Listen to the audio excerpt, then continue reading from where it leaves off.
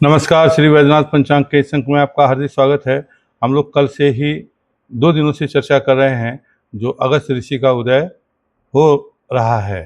तो अगस्त ऋषि का उदय होने से शरद ऋतु आता है और शरद ऋतु आने से पूरा स्वच्छ निर्मल आकाश हो जाता है, धरती भी स्वच्छ होने लगती है। वर्षा के जल से जो दूषित हो जाता है पृथ्वी या नदी, वो सभी स्वच्छ होने लगते हैं उनका उदय होने से ही।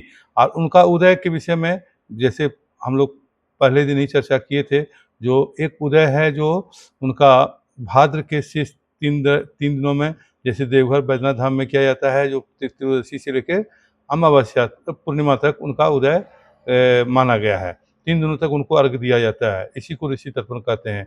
लेकिन शास्त्रों में एक चर्चा अन्य भी है जो ज्योतिष का विषय है। ज्योतिष में चर्चा आई है क्या, जो हस्त जब तक सिंह राशि नहीं प्रवेश कन्या राशि जब तक प्रवेश न कर जाए और सिंह राशि में जब तक भगवान भास्कर रहे और हस्तगत हस्त नक्षत्र में सूर्य हो और रोहिणी नक्षत्र में उनका अस्त होता है, अस्त होते हैं और उदय होता है उनका सूर्य के 23 अंश में उनका उदय होता है। तो वह हस्त नक्षत्र में रहता है, तो उस सिंह राशि रहता है, उसी में उनका तर्पण करना चाहिए। तो इस विषय में क्यों तर्पण करना चाहिए और किस लिए करना चाहिए, नहीं करने से क्या होता है, इसके विषय में भी चर्चा आई है। इसके विषय में चर्चा आई है जो अगर आप जिनका स्मरण करने से पाप नष्ट हो जाता है, स्मरणादपि पापा मापा कृते किमुत, जिसके स्मरण करने से ही पाप आदि नष्ट हो जाते हैं। और उन वरुण के पुत्र अगस्त्य की स्तुति का फल कहाँ तक गर्ग आदि ऋषियों मुनियों ने भी उनको अर्घ विधि बतलाई है।